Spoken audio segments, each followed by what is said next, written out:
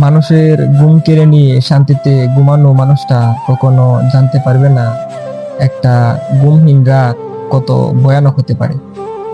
মুরব্বীরা বলতেন, মানুষের মন ভেঙে দিয়ে জায়নামাজে জান্নাত খোঁজাটা একটা বোকামি।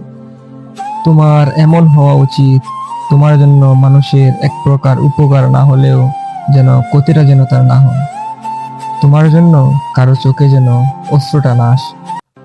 খাবার খেতে বসে তোমার কথা মনে পড়ে কান্না যেন না আসে। আসলে মানুষ বুঝি মানুষকে কষ্ট দিতে বেশি আনন্দ পায়। আসলে একজন মানুষ আরেকজন মানুষের কষ্ট দেখে বেশি আনন্দ পায়।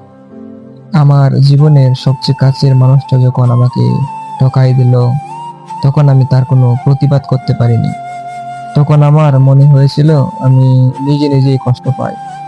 যখন আমার কাছের মানুষটা আমার সাথে প্রতারণা করলো, তখন আমি চিন্তা করলাম, দূরের মানুষ কখনো ক্ষতি করতে পারে না, ক্ষতি আসলে কাছের মানুষরাই করে। আমি যখন জানতে পারলাম আমার সবচেয়ে গোপন জিনিসটা আমার কাছের মানুষের জন্য প্রকাশ হয়ে গেছে, তখন আমি আফসোস করেছিলাম কিন্তু কষ্ট পাইনি। কারণ এরা আমার সবটা জানতো। সবটা জেনে যারা কষ্ট দেয় তাদের কাছে প্রতিবাদ করা যায় না। তখন নীরবে কষ্ট সয়ে যাওয়া ছাড়া আর কোনো উপায় হয় না। আর কারো কাছে বলাও যায় না। কেউ একজন বলেছিল যে তোমার জীবনের সবচেয়ে বড় ক্ষতি তোমার কাছের মানুষটাই করবে। তুমি যদি কখনো ধ্বংস হও, তখন দেখবে তার কারণ তোমার কাছের মানুষ। এই কারণ ছাড়া দূরের মানুষ তোমার ক্ষতিটাও করতে পারবে না।